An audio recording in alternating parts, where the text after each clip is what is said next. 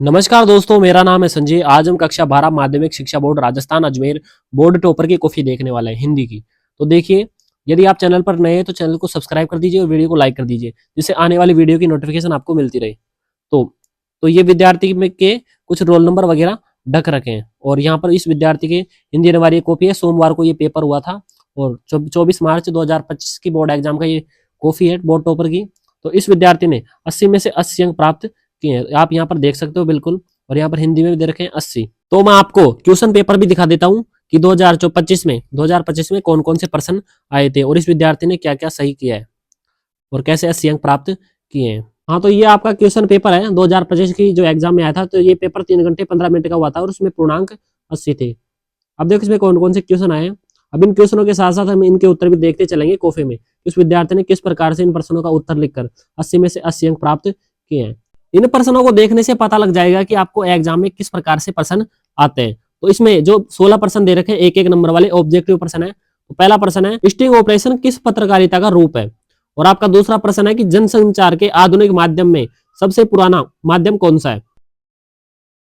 तो इस विद्यार्थी ने खंड ए बनाकर पहले प्रश्न का उत्तर कर रखा है खोज पत्रकारिता, जो कि बिल्कुल सही है। और दूसरे प्रश्न का उत्तर कर रखा है, दूसरा प्रश्न कहता है कि जनसंचार के आधुनिक माध्यम में सबसे पुराना जो माध्यम है वो कौन सा है। तो इस प्रश्न का सही उत्तर है मुद्रित या प्रिंट माध्यम। अब बहुत सारे विद्यार्थी क्या करते हैं कि आपका जो ये वाला हिस्सा होता है तो इसमें क्या कर देते हैं, यानी इस वाले डिब्बे बड़े वाले डिब्बे में, तो इसमें तो कर देते हैं क्या, प्रश्न लिख देते हैं ऐसे, जैसे ऐसे प्रश्न लिख रखे हैं इसमें। तो लेकिन इसमें प्रश्न लिखे नहीं जाते, प्रश्न लिखे जाते हैं इसमें। यानी जो इस विद्यार्थी ने कर रखा है बिल्कुल सही कर रखा है।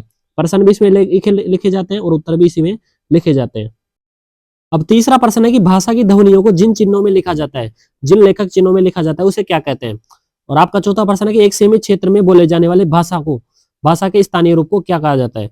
तीसरे प्रश्न का उत्तर है लिपि। अब तीसरा प्रश्न क्या था कि भाषा की ध्वनियों को जिन लेखन चिन्हों में लिखा जाता है उसे क्या कहते हैं। तो उसे क्या कहा जाता है, तो उसे कहा जाता है लिपि।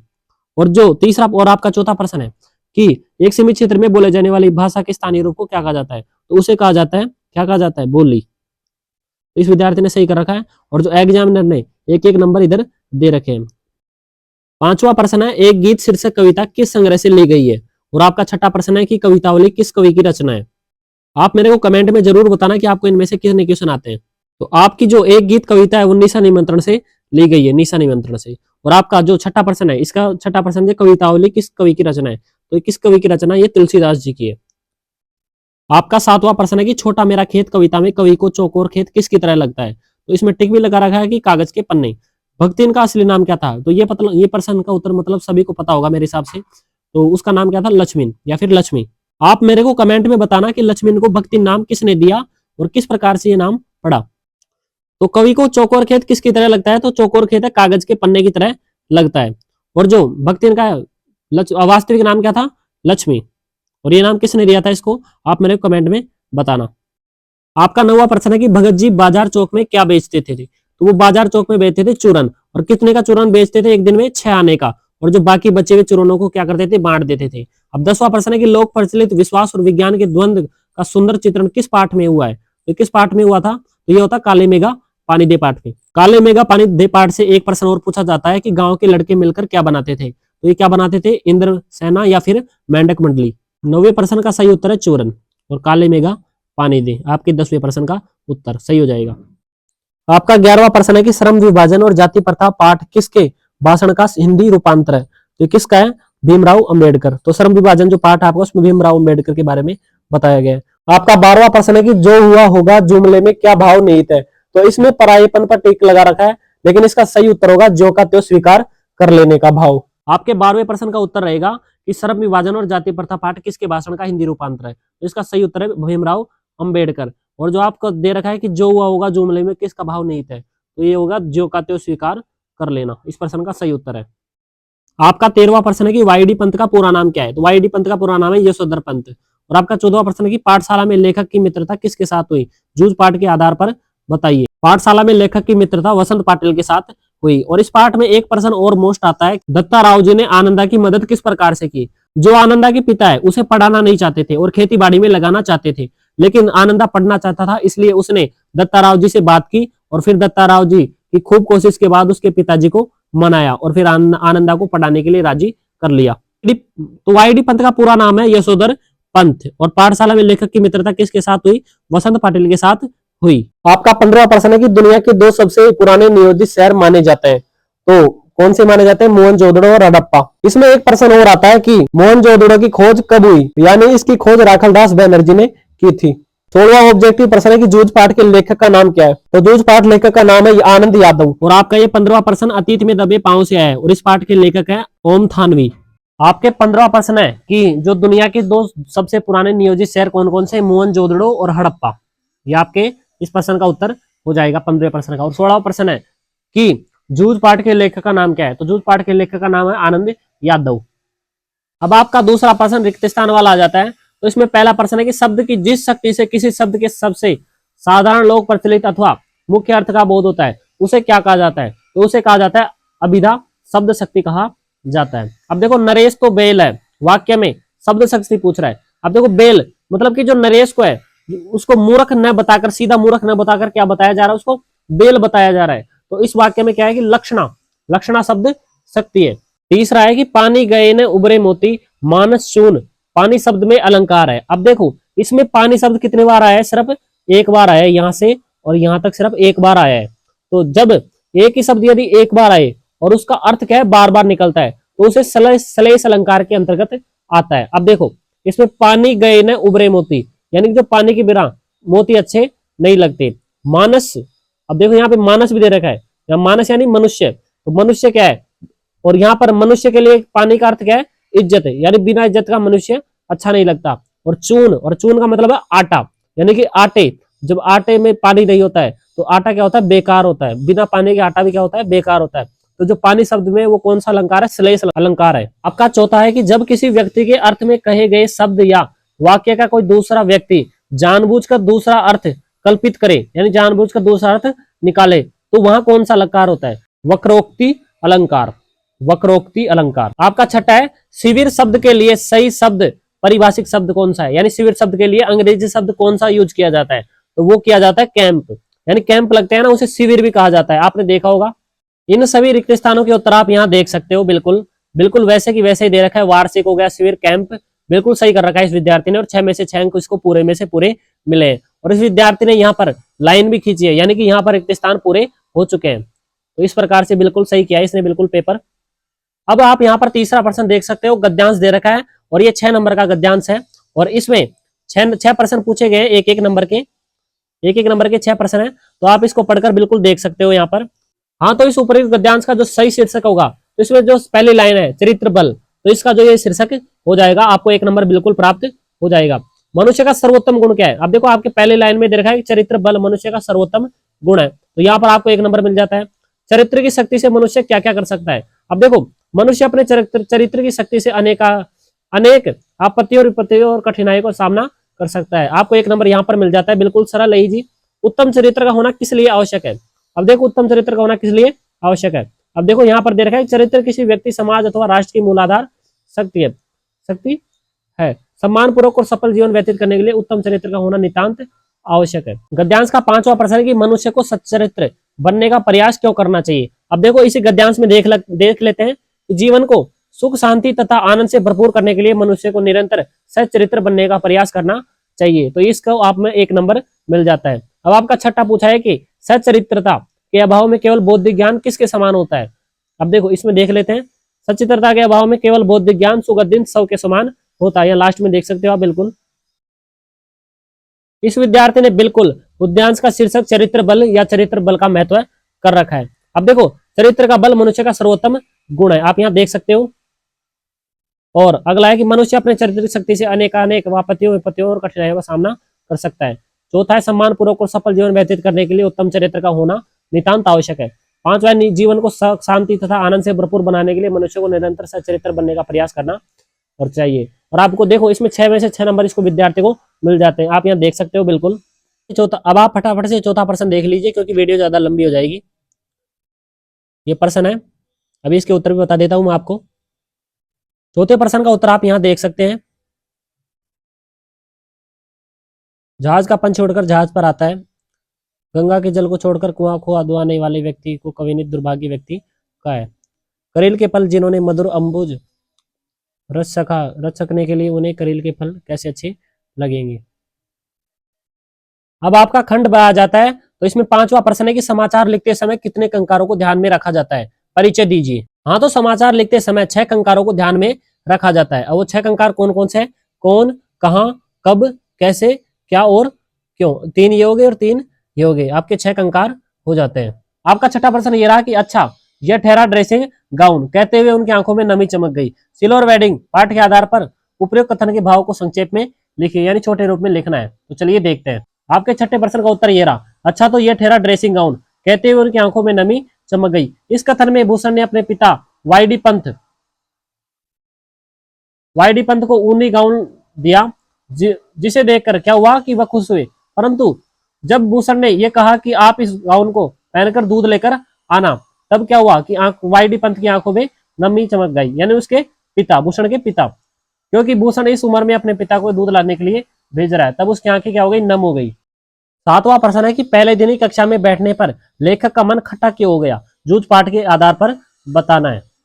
देखिए, इस विद्यार्थी ने हर प्रश्न के नीचे बिल्कुल अंडरलाइन कर रखा है। अब आपका 7वें प्रश्न का उत्तर है कि पहले दिन ही कक्षा में बैठने पर लेखक का मन खट्टा इसलिए हो गया क्योंकि लेखक कक्षा में जाते ही उसने देखा कि कोई भी बच्चा उसके साथ नहीं था।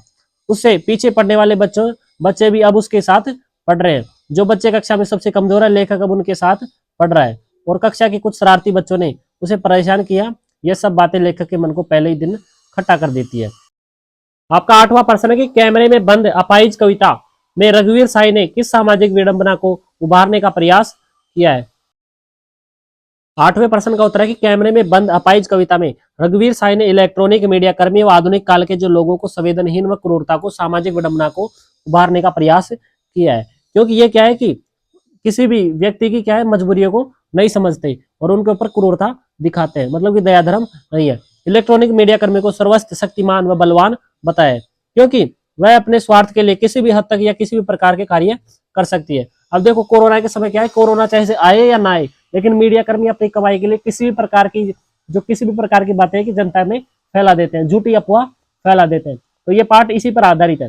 तो यह किसी भी प्रकार का कार्य कर सकती है। ये अगले व्यक्ति के बारे में कुछ नहीं सोचती कि उसका क्या होगा, कि उस पर क्या प्रभाव पड़ेगा। ये अपने चैनल की और दर्शकों को आकर्षित करने के लिए अपाई से संवेदनाहीन पर्सन होते हैं, जिसे उन्हें अधिक से अधिक धन प्राप्त हो सके, ताकि वो दर्शकों को खींचते हैं, ताकि उन्हें ज्यादा से ज्यादा प्रॉफिट हो सके। तो इस प्रश्न का सही उत्तर रहेगा। देखिए, हर प्रश्न के खत्म होने पर इस विद्यार्थी ने क्या कर रखा है, एक लाइन खींच रखी है, बिल्कुल सही है।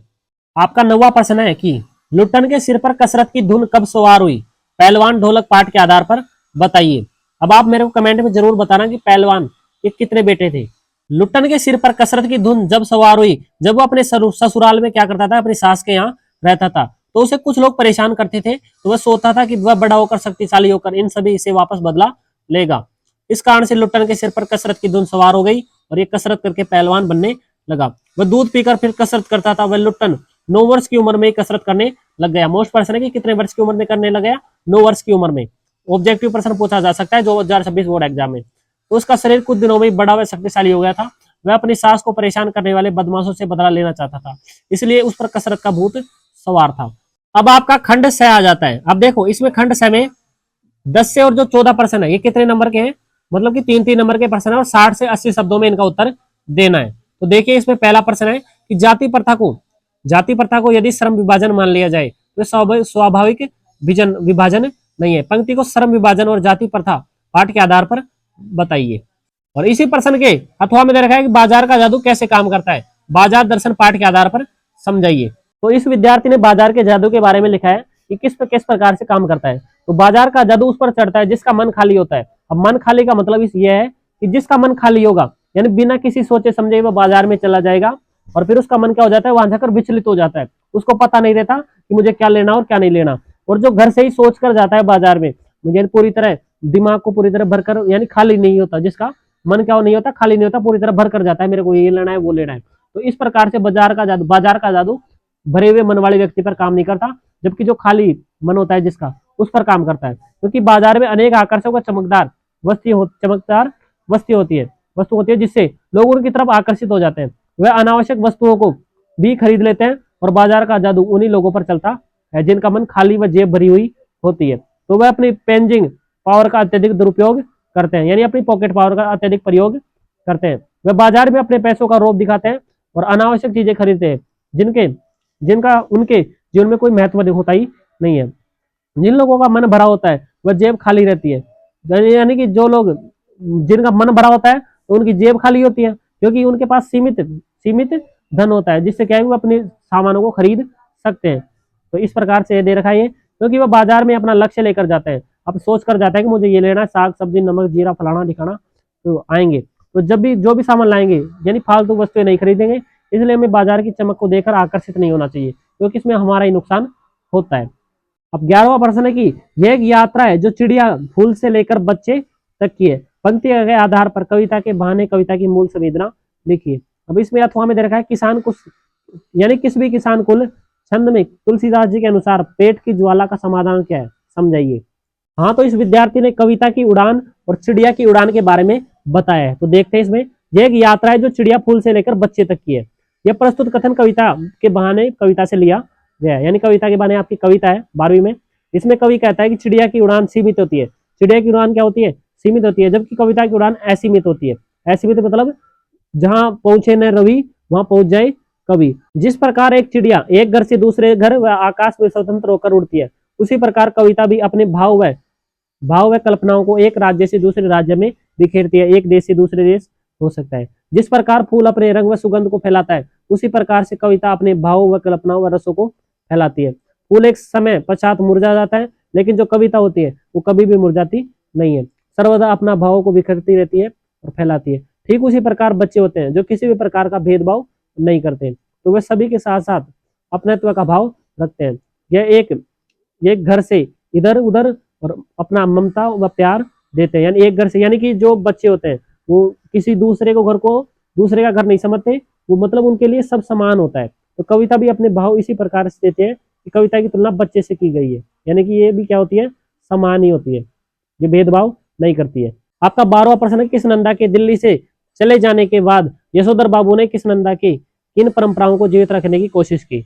और इसके अथवा में दे रखा है कि मोहनजोदड़ो की गलियों में घूमते हुए लेखक को अनचाही राजस्थान का ख्याल क्यों आया, यानी वो चाहते नहीं थे लेकिन फिर भी राजस्थान का ख्याल क्यों आया। अतीत में दबाए पाऊं पाठ के आधार पर बताइए।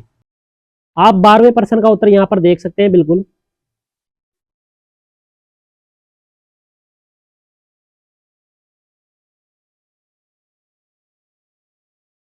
और इस विद्यार्थी को 3 नंबर मिल गए और यहाँ पर अंडरलाइन भी, यानी कि नीचे लाइन भी खींच रखी है। ये बिल्कुल तरीका है स्पष्टीकरण का। आपका 13वां प्रश्न है कि हरिवंश राय बच्चन अथवा धर्मवीर भारती का साहित्यिक परिचय लिखिए, यानी हरिवंश राय बच्चन का लिखो या फिर धर्म भारती जी का लिखो। तो चलिए देखते हैं इसको। तो आप देख सकते हैं यहाँ पर 13वें प्रश्न का उत्तर हरिवंश राय बच्चन। तो इसका परिचय दे रखा है कि कवि हरिवंश राय बच्चन जन्म का हुआ सन 1907 में इलाहाबाद उत्तर प्रदेश में। तो इस विद्यार्थी ने बहुत ही अच्छी तैयारी की है, इसको फुल में से फुल मार्क्स मिले हैं। तो इनकी प्रमुख रचनाएं मधुशाला, मधुबाला, मधुकल, निशा निमंत्रण, मिलन यामिनी, सतरंगिनी आप यहाँ देख सकते हो, आरती और अंगारे, नए पुराने झरोके, आकुल और अंतर। तो आप भी इसको देखकर बिल्कुल अपनी तैयारी को और भी ज्यादा बेहतर बना सकते हैं। इनकी मृत्यु देखो सन 2003 मुंबई में हुई। और इसके विशेष तथ्य मतलब कि कोई विशेष बातें, हरिवंश राय बच्चन हालावादी युग के कवि थे। तो ये प्रश्न कई बार मोस्ट में आता है, यानी कि ऑप्शंस में आ जाता है, ये किस प्रवर्तक के कवि थे, ये हालावादी युग के कवि थे। हरिवंश राय बच्चन द्वारा रचित निशा निमंत्रण से दिन जल्दी ढलता है कविता ली गई है। जो आप फिल्मों में अमिताभ बच्चन देखते हो वो हरिवंश राय के बेटे ही है। अब आपका 14वां प्रश्न है कि फीचर कितने प्रकार के होते हैं, समझाइए। और इसके अथवा में दे रखा है सूचनाओं के प्रमुख, और इसके अथवा में दे रखा है सूचनाओं के प्रमुख स्रोत कौन कौन से हैं। तो चलिए इस प्रश्न के उत्तर को देख लेते हैं। तो इस विद्यार्थी ने अथवा वाले प्रश्न को किया है कि सूचना के प्रमुख 4 माध्यम होते हैं, मुद्रित या प्रिंट माध्यम, रेडियो हो गया, टीवी हो गया और इंटरनेट हो गया। तो चलिए इनको देख लेते हैं विस्तार से। मुद्रित माध्यम, इसमें पत्रकार को लिखते समय ध्यान रखना है इसके कोई अशुद्धि न हो और भाषा सरल होनी चाहिए। ये आधुनिक मीडिया का सबसे पुराना माध्यम है। इसका आविष्कार गुटेनबर्ग ने किया था। भारत का पहला छापखाना 1956 में गोवा में खुला था, यानी छाप कारखाना। अब देखो रेडियो है, यह एक सुनने माध्यम है, यानी सुनने का माध्यम है। इसमें क्या होता है कि व्यक्तियों को निश्चित समय पर रेडियो को सुनना पड़ता है और सुनने के बाद समझना भी पड़ता है। इसमें व्यक्ति को समाचार सुनने के पश्चात समझने का समय नहीं मिलता और बीच में वार्तालाप में नहीं होता है। यानी कि जो पुराने लोगों को देखा होता, कान के लगा के इसको सुनते रहते हैं। आज भी बहुत सारे लोग सुनते हैं गाँवों में। अब देखो टीवी, यह वह एक सर्व माध्यम है जिसमें लोगों को देख भी सकते हैं और सुन भी सकते हैं। ये अनपढ़ व्यक्तियों के लिए भी उपयोगी माध्यम है, जैसे रामायण जैसे धार्मिक और ऐतिहासिक कार्यक्रम देख सकते हैं। यह बच्चों के शारीरिक व मानसिक विकास में वृद्धि करता है टीवी। अब देखो टीवी के माध्यम से मतलब कि जो ऑनलाइन क्लास भी ली जा सकती है। इंटरनेट, ये आधुनिक युग बहुत तीव्र और लोकप्रिय है। इसमें लोग किसी भी समय पढ़ व सुन सकते हैं। इसमें व्यक्ति किसी भी और कभी भी किसी भी समय पढ़ सकता है और समझ सकता है। Print media, TV, radio, cinema आदि माध्यम उपस्थित होते हैं। इसमें दूर बैठे लोगों से बातचीत हो सकती है, बिल्कुल हो सकती है। अब देखो आपका खंड द आ जाता है। अब आपके खंड द में 15वां प्रश्न आ जाता है। इसमें पद्यांश आपके पाठ से पूछा गया है। तो मतलब कि तुहा राम लक्ष्मण ही निहारी, बोले बचन मनुज अनुसारी, अर्ध राति गई कापी नहीं आयऊ, राम उठाई अनुज उर लायऊ, सकऊ न दुखित देखी मोहि काऊ, बंधु सदा तऊ मिट दिल सुबाऊ, ममित लागी तजे पितु माता, सहेऊ बिपिन हिम आतप बाता। अब इसके अथवा में प्रश्न दे रखा है, आप यहाँ देख सकते हो। अब इसका उत्तर देख लेते हैं। तो इस विद्यार्थी ने 15वें प्रश्न के अथवा वाला उत्तर किया है। जन्म से ही शरीर का संगीत, मतलब ये लास्ट अंत होता है इसका। संदर्भ प्रस्तुत पद्यांश हमारी पाठ्य पुस्तकारों के भाग से लिया गया। आप भी देख सकते हो, बिल्कुल इस प्रकार से आप इस प्रकार से करना है आपको भी। दुनिया रोज बनती है, पतंग भाग, देखो इसने बिल्कुल कट भी कर रखा है, थोड़ा थोड़ा गलती किया है लेकिन उसको थोड़ी अच्छे तरीके से कट किया है। प्रस्तुत काव्यांश में कवि कहता है कि बच्चे जन्म से ही अपने शान कोमलता के लिए आते हैं, इनके पाँव बहुत कोमल होते हैं। आप यहाँ देख सकते हो इस प्रश्न के उत्तर को, बिल्कुल इसकी व्याख्या।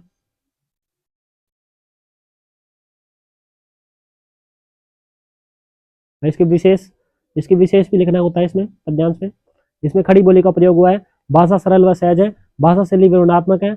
इसने इस विद्यार्थी की बिल्कुल तैयारी बहुत ही तगड़ी है भाई साहब। इसमें अलंकारों का उपयोग हुआ है। इसमें माधुर्य व वात्सल्य रस है, बच्चों कोमल रूई के समान बताया गया है। अब आप प्रश्न संख्या 16 को यहाँ पर देख सकते हैं। फूल है सीरीज। अब आपने पढ़ा होगा तो ये आपको बिल्कुल आता होगा, सीरीज के फूल क्या होते हैं, किस ऋतु में होते हैं, फूल कब झड़ते हैं, आपको सब पता होगा। और ये आपका 17वां प्रश्न है। 18वां प्रश्न निबंध से रिलेटेड है और इसमें दे रखे हैं 4 ऑप्शन आपके पास। आपके 16वें प्रश्न का उत्तर ये हो जाएगा। आपका 16वां प्रश्न ये रहा, फूल है सीरीज। अब देखो इसके विषय में बताया गया है, संदर्भ है, प्रसंग है, फिर इसकी व्याख्या की है। विद्यार्थी ने बिल्कुल टॉप लेवल का काम किया है, इसलिए इसको पूरे 80 में से 80 अंक मिले हैं। तो आप देख सकते हो इसकी कॉपी पूरी विशेष में भी लिखा है, इसको विशेष बिल्कुल लिखना पड़ता है तभी पूरे को पूरे नंबर मिलते हैं। भाषा शैली सारी चीजें लिख रखी है और देखो इसने हर जगह हर स्थान पर क्या कर रखा है, क्वेश्चन के समाप्त होने पर ये लाइन खींच रखी है ताकि स्पष्टीकरण बिल्कुल क्लियर हो। अब देखो आपका 17वां है जो विज्ञापति पत्र है, ये देखो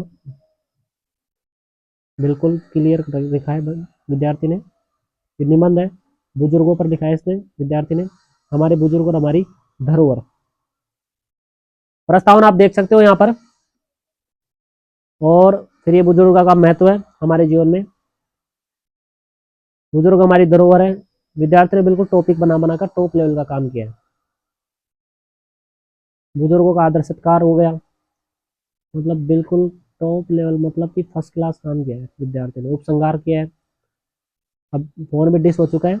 और यदि आप चैनल पर नए हैं तो चैनल को सब्सक्राइब कर दीजिए और वीडियो को लाइक कर दीजिए। और यदि आपको और किसी विषय का चाहिए तो मेरे को कमेंट करके जरूर बताएं। यदि आपने मेरे YouTube चैनल पर संजीव डेसवर्क भूगोल मॉडल पेपर 1 नहीं देखा है तो आप वहां जाकर देख सकते हो, किस प्रकार से मैंने बिल्कुल सरल तरीके से बताया है।